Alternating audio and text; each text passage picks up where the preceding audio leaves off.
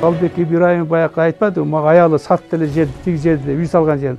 Аял президентке кантип ушул мэрдин аялы үй сатсын? Жок, ойлоп көрсөң өзүң. Сатсаны эчеге камап таштайт эле да тура. Ал демек аны ошого жаздырган. Анан кийин секин алып келип сатты кылып документке кол коюп берди. Ошонун негизинде аябай үй салдым. Эми бул эмне деген кеп?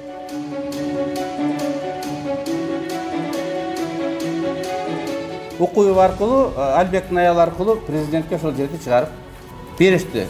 И бергенде дагы кандай кылып атат? Мынакей, шашылыш. 2 күндө. Кантенен 1 күндө оформить этип бердиңер. Ушуну элге түшүндүрүп айтып бергиле.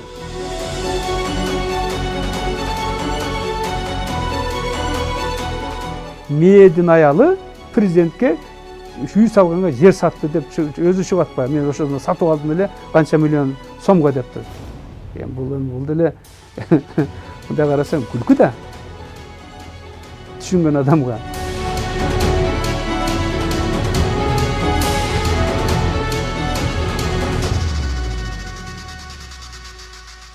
Албек Ибраимовдун мэринин өзүнүн анан кийин аялдарынын мүлктөрүнүн санын көрсөтүштү. Ошонун эсебинде аялынын эсептеп көрсөм, мен өзүм мындай тизмени карап эсептеп көрсөм, 2012 жылдан тартып 155 объект алыптыр. 155 объект. Анын баары жер. Анан министр болуп жүргөн мен бир жер алган жокмун.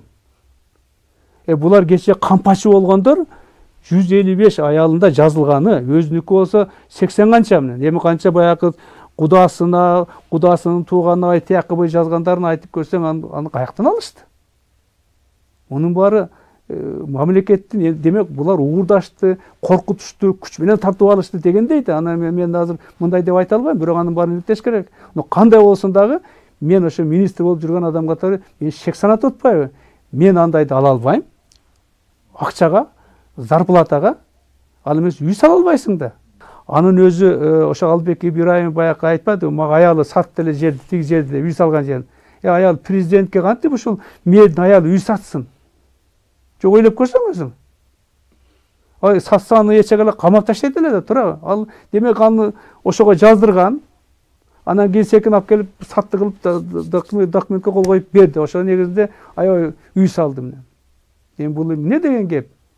Мээдин аялы президентке үй салганга жер сатты деп өзү чыгып атпайбы? Мен ошону сатып алдым эле канча миллион сомго деп тур.